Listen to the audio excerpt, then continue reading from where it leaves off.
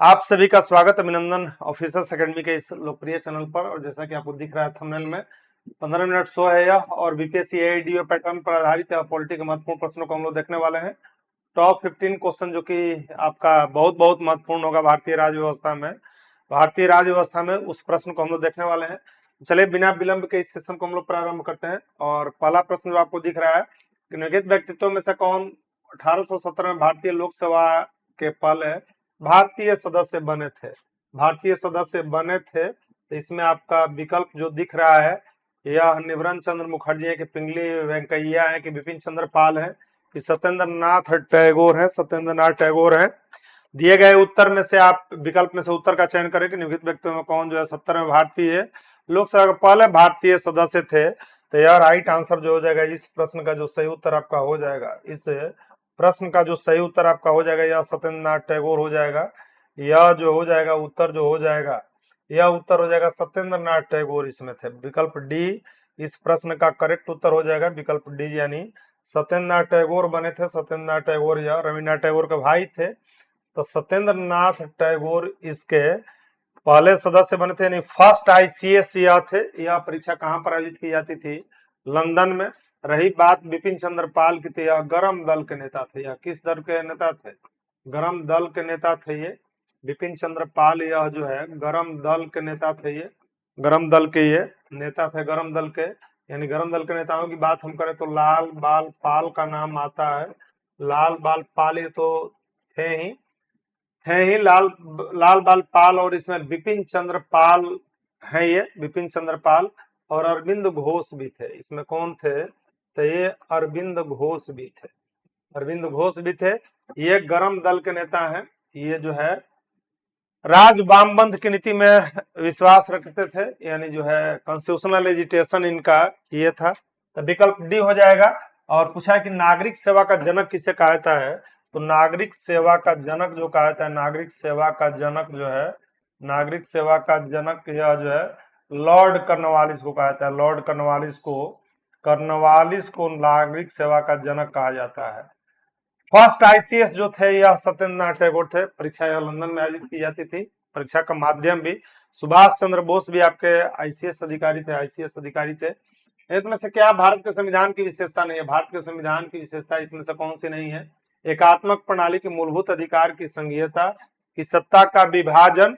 तो भारतीय अगर हम जो है संविधान की विशेषता पर बात करें तो यह एकात्मक प्रणाली जो है, मूलभूत अधिकार, संघीयता, क्या इसमें विशेषता नहीं है? नहीं पूछा जा रहा है कि क्या इसमें विशेषता नहीं है। तो इसका राइट आपका हो जाए कि एकात्मक प्रणाली इसकी विशेषता नहीं है।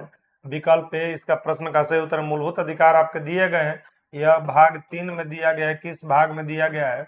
भाग 3 में इसका उल्लेख है। 36 से 51 तक इसका उल्लेख किया गया है। और संघात्मक शासन व्यवस्था भारत में अपनाया गया। संघात्मक शासन व्यवस्था जो है, संघात्मक शासन व्यवस्था हमारी है। और यह लिया गया है कहाँ से? संघात्मक शासन जो है यह कनाडा से लिया गया। कनाडा से लिया गया है। रही बात सत्ता का विभाजन, तो बिल्कुल जब 2 स्तर पर सरकारें होगी तो 7वीं अनुसूची में आपका संघ सूची, राज्य सूची और समवर्ती सूची का उल्लेख किया गया। संघ सूची, राज्य सूची और समवर्ती सूची, राज्य सूची और समवर्ती सूची का उल्लेख किया गया। समवर्ती सूची का इसमें उल्लेख किया गया, समवर्ती सूची का उल्लेख किया गया है। यानी शक्तियों का स्पष्ट विभाजन है। शक्तियों का स्पष्ट विभाजन देखने को मिलता है।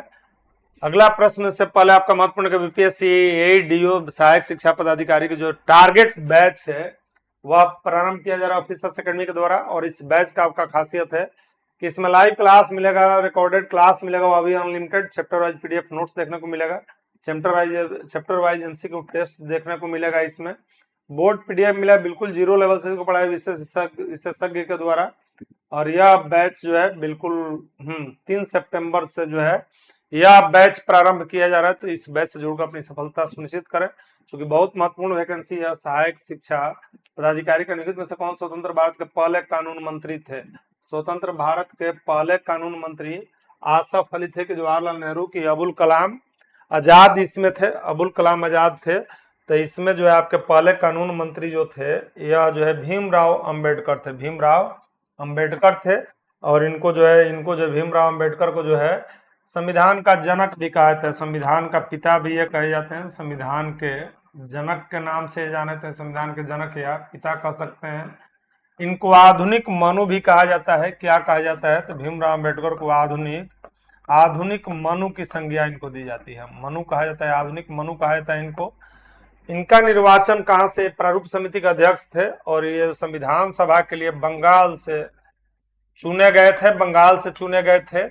और यह जब क्षेत्र ईस्ट पाकिस्तान में चला गया, ईस्ट पाकिस्तान मतलब आज के बांग्लादेश में चला गया, तब ये महाराष्ट्र प्रांत के जो है मुंबई प्रोविंस के जो है पुणे संसदीय क्षेत्र से निर्वाचित हुए, पुणे से, और इनके लिए स्थान रिक्त किया गया था। M.R. जयकर ने इनके लिए स्थान रिक्त किया था।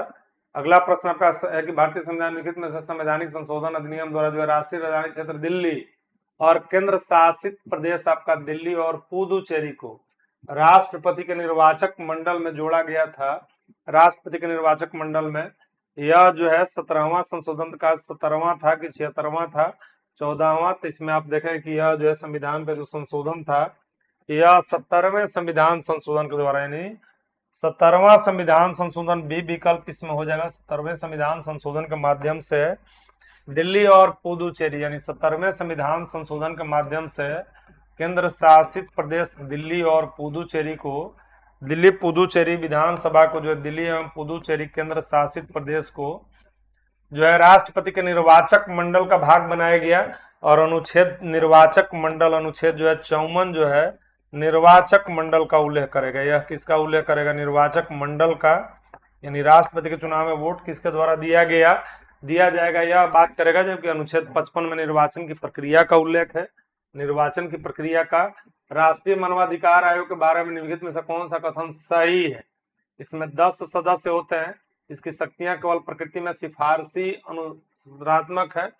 इनमें मुंबई इसका मुख्यालय है, इसके अध्यक्ष को सर्वोच्च न्यायालय में जज के रूप में कार्यरत होना चाहिए। तो इसके अगर विकल्प पर ध्यान देंगे, राष्ट्रीय मानवाधिकार आयोग के अगर ये पर बात कीजिएगा तो जो है बिल्कुल इसकी शक्तियां केवल प्रकृति में सिफारसी होती है, इनकी शक्तियां, यह विकल्प आपका सही हो जाएगा। यानी विकल्प 20 प्रश्न का सही उत्तर हो जाएगा। इस प्रश्न का जो सही उत्तर हो जाएगा कि इसकी शक्तियां जो है केवल प्रकृति में सिफारसी, मतलब जो है सिफारसी होती है, यानी आंसर आपका बी इस प्रश्न का करेक्ट उत्तर हो जाएगा। इस प्रश्न का बी करेक्ट उत्तर हो जाएगा। अगला प्रश्न है कि चुनाव आयोग राज्य विधानमंडल और राष्ट्रपति उपराष्ट्रपति के पदों के लिए चुनाव का संचालन करता है। मतलब यह किसका चुनाव करेगा? चुनाव आयोग के द्वारा जो है राज्य विधानमंडल, यानी जिसमें विधानसभा और विधान परिषद भी है, राष्ट्रपति उपराष्ट्रपति के चुनाव के लिए चुनाव संचालन यह किसका? तो संसद के लिए भी। इसमें आपका उत्तर हो जाएगा कि संसद के लिए यह चुनाव कराएगा, यानी ईसीआई जो चुनाव संपन्न कराएगा, ईसीआई जो चुनाव संपन्न कराएगा। इलेक्शन कमीशन ऑफ इंडिया एक तो इसका संविधान के भाग 15 में उल्लेख किया गया है। संवैधानिक निकाय के रूप में 324 से 329 में इसका उल्लेख किया गया है चुनाव आयोग का। और यह चुनाव संपन्न कराता है किसका? तो राष्ट्रपति का। यह चुनाव संपन्न कराता है उपराष्ट्रपति का। इसके द्वारा चुनाव कराया जाएगा। यह संसद का चुनाव कराया जाएगा, संसद का, जिसमें लोकसभा राज्यसभा दोनों शामिल है। लोकसभा एवं राज्यसभा इसमें दोनों शामिल है। यह विधानमंडल का यानी चुनाव कराएगा। ये सभी चुनाव संपन्न कराए जाते हैं। विधानमंडल का चुनाव संपन्न कराएगा और विधानमंडल में विधानसभा और विधान परिषद दोनों शामिल है। तो इसमें आपका विकल्प 20 प्रश्न का करेक्ट उत्तर हो जाएगा। इस प्रश्न का जो सही उत्तर हो जाएगा यह विकल्प 20 सही हो जाएगा। स्थायी सरकार की त्रिस्तरीय प्रणाली में शामिल नहीं है पंचायत समिति की, ग्राम समिति की, ग्राम पंचायत की, जिला परिषद की। त्रिस्तरीय पंचायती राज व्यवस्था को लागू किया गया है और त्रिस्तरीय पंचायती राज व्यवस्था में जो है शामिल जो नहीं है वह उत्तर आपका हो जाएगा क्या? 20 में करेक्ट उत्तर हो जाएगा। इस प्रश्न का करेक्ट उत्तर बी हो जाएगा, ग्राम समिति। इस प्रश्न का सही उत्तर हो जाएगा ग्राम समिति। यानी त्रिस्तरीय पंचायती राज में आप देख सकते हैं, त्रिस्तरीय पंचायती राज में जो है त्रिस्तरीय पंचायती राज को लागू किया गया। त्रिस्तरीय पंचायती राज व्यवस्था है त्रिस्तरीय, और ये जिला लेवल पर जिला परिषद, यह भी पूछा जाता है कि पंचायत समिति किस लेवल पर काम करेगा, तो जिला लेवल पर यह जिला परिषद हो जाएगा, यह जिला परिषद हो जाता है इसका। इसके हेड जो है अध्यक्ष कहलाते हैं, इसके हेड क्या कहलाते हैं, अध्यक्ष कहलाते हैं। फिर से हम प्रखंड लेवल पर देखते हैं कि जो है पंचायत समिति या प्रखंड लेवल पर होता है। ब्लॉक लेवल पर जो है पंचायत समिति होता है, पंचायत समिति ब्लॉक लेवल पर होता है, पंचायत समिति या ब्लॉक लेवल पर। जबकि यदि हम बात करें ग्राम पंचायत या ग्राम लेवल पर होता है, ग्राम पंचायत जो है ग्राम लेवल पर जो है ग्राम पंचायत होता है, ग्राम पंचायत होता है पंचायत। यहाँ पर प्रमुख हेड होते हैं, यहाँ पर जो हेड होते हैं यह मुखिया कहलाते हैं, यहाँ पर हेड कौन होते हैं।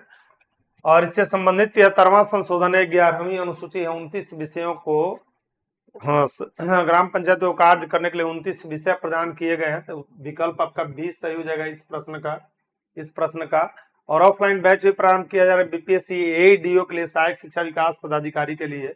और यह बैच आपका प्रारंभ हो रहा है नया टोला केंद्र पर 8 सितंबर 2025 से। तो बिल्कुल इस बैच से जुड़कर अपनी सफलता सुनिश्चित करें।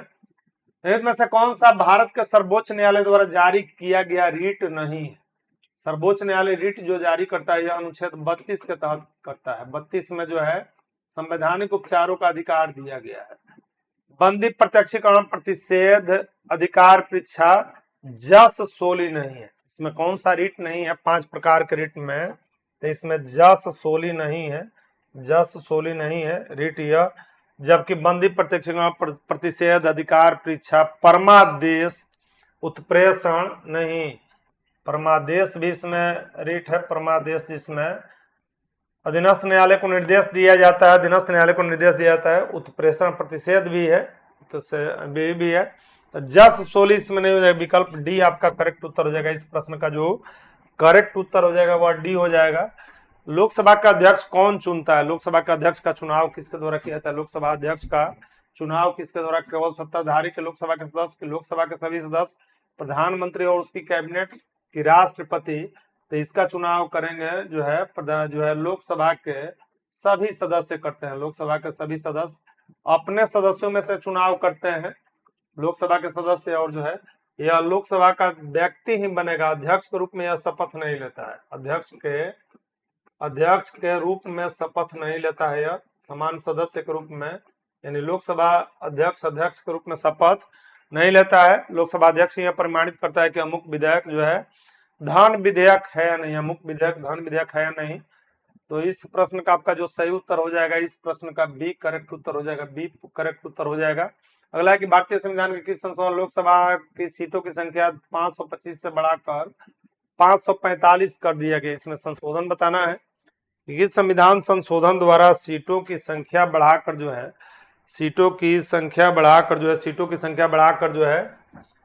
525 से 545 या 31वें संविधान संशोधन के द्वारा कि 37वें कि 50वें 45वें। तो इसका जो संशोधन का ये है यह 31वें संविधान संशोधन के द्वारा, 31वें संशोधन के द्वारा जो है, यानी विकल्प ए सही उत्तर है। अधिकतम संख्या की बात की जाए तो लोकसभा की अधिकतम संख्या जो है, अधिकतम संख्या यह जो है 552 हो सकती है, 552। अब 2 एंग्लो इंडियन को 104वें संविधान संशोधन के द्वारा समाप्त कर दिया गया। राज्यों से अनधिक नहीं, तो राज्यों से अनधिक इसमें नहीं, 530 होगा। राज्यों से अनधिक नहीं, राज्यों से अनधिक नहीं, तो इसमें 530 है, 530 सदस्य राज्यों से अनधिक नहीं होंगे। और 20 सदस्य केंद्र शासित प्रदेश से, यूटी से इसमें 20 सदस्य आते हैं, 20 सदस्य आते हैं। विकल्प 20 का सही उत्तर हो जाएगा इस प्रश्न का सही उत्तर। राज्यसभा कितने सदस्य अप्रत्यक्ष रूप से चुने जाते हैं, केंद्र शासित प्रदेश प्रतिनिधि होते हैं। यानी राज्यसभा के कितने सदस्य एक तो इनका चुनाव अप्रत्यक्ष रूप से होगा, इसमें मनोनीत भी होते हैं राष्ट्रपति द्वारा 12। तो यहाँ पर दिया जा रहा है कि कितने सदस्य अप्रत्यक्ष रूप से चुने जाते हैं और केंद्र शासित प्रतिनिधि होते हैं। तो ये जो है ये संख्या जो हो जाएगी यह 238 हो जाएगी। ये संख्या कितनी हो जाएगी, 238 हो जाएगी। अधिकतम संख्या इसका 250 होगा। अधिकतम संख्या की बात की जाए, अधिकतम संख्या यह 250 होगा। अब 12 इसमें राष्ट्रपति द्वारा मनोनीत किए थे, 12 राष्ट्रपति द्वारा जो है मनोनीत तो होते हैं। विकल्प ए इसमें आपका राइट आंसर है, यानी आंसर क्या हो जाएगा, ए इस प्रश्न का सही उत्तर हो जाएगा। ए इस प्रश्न का सही उत्तर हो जाएगा। भारतीय संविधान मूल अधिकारों के सिद्धांत निम्नलिखित में से किस देश से लिया गया है? मूल अधिकार दक्षिण अफ्रीका से कि यूनाइटेड किंगडम से कि संयुक्त राज्य अमेरिका से? तो इसमें मूल अधिकार संयुक्त राज्य अमेरिका से लिया गया है। संविधान के भाग 3 में इसका उल्लेख किया गया है, और अनुच्छेद की बात अगर किया जाए 12 से 35 में इसका उल्लेख किया गया है। अनुच्छेद 12 से 35 में इसका उल्लेख किया गया है। और प्रकृति इसकी वाद योग्य है, यानी इसका कानून पर न्यायालय की शरण ली जा सकती है। सी विकल्प सही है। अगला प्रश्न आपका है कि इससे पहले बिहार एईडीओ शिक्षा पदाधिकारी के लिए जो है टारगेट बैच प्रारंभ किया जा रहा है ऑफिसर्स अकेडमी के द्वारा, और इस बैच में आपको मिलेगा लाइव क्लास मिलेगा, रिकॉर्डेड क्लास मिलेगा, वो अभी unlimited chapter wise PDF notes मिलेगा, चैप्टर एमसीक्यू टेस्ट मिलेगा। इस बैच से जुड़ी अपनी सफलता सुनिश्चित कीजिए। अगला प्रश्न है कि निम्नलिखित में से कौन सा भारत के शासन नियम 35 में स्वीकार किया महत्वपूर्ण स्थायी अवयव ने? देश के लिए लिखित संविधान जो है विधानमंडल के निर्वाचित जवाबदेह प्रतिनिधि एक संघ की योजना पर विचार जो कि आया नहीं, विधानमंडल के सरकारी सदस्यों का समावेशन किया जाएगा। तो इसमें आपका नहीं का पूछा जाए कि नहीं अवयव कौन सा था। देश के लिए लिखित संविधान जो है विकल्प ए इस प्रश्न का सही उत्तर हो जाएगा। अगला प्रश्न जो आपका है वह यह है कि 26 नवंबर 49 को अंगीकृत भारत के संविधान की प्रस्तावना में कौन सा शब्द नहीं था? तो 3 शब्द 42वें संविधान संशोधन के द्वारा जोड़ा गया समाजवादी, अखंडता शब्द को जोड़ा गया पंथ निरपेक्ष, समाजवादी अखंडता और पंथ निरपेक्ष को गणराज्य तो पहले स्थायी था, यानी समाजवादी पंथ निरपेक्ष और अखंडता, यानी इसमें आपका जो विकल्प हो जाएगा, इसमें जो विकल्प हो जाएगा यह विकल्प ए सही हो जाएगा। इस प्रश्न का विकल्प ए सही हो जाएगा। और आज का लास्ट प्रश्न है कि भारतीय संविधान के निर्माण संबंधी सही है। उद्देश्य प्रस्ताव प्रस्तुत के संविधान स्वीकार किया गया संविधान का निर्माण असर था, महत्वपूर्ण उद्देश्यों को पूर्ति करती है। और इसमें सही कथन आपको बताना है, कौन सा कथन जो है सही कथन का चयन करना है। संविधान भारत के लोगों को आदेशित किया है। राज्य के मुखिया लोग द्वारा प्रत्यक्ष रूप से जो है निर्वाचित होते हैं। राज्य के जो मुखिया हैं प्रत्यक्ष रूप से निर्वाचित करते हैं। तो राष्ट्रपति का चुनाव प्रत्यक्ष रूप से नहीं, राज्य के मुखिया कौन है? राष्ट्रपति हैं, और इनका जो है अप्रत्यक्ष चुनाव होता है। तो 1, 2 और 3 सही है। इस प्रश्न का जो सही उत्तर है 1, 2, 3 सही है। इसी के साथ यह सेशन यहीं पर एंड होता है। मिलते हैं हम लोग नेक्स्ट सेशन में महत्वपूर्ण प्रश्नों के साथ। तब तक बहुत बहुत धन्यवाद। Thank you.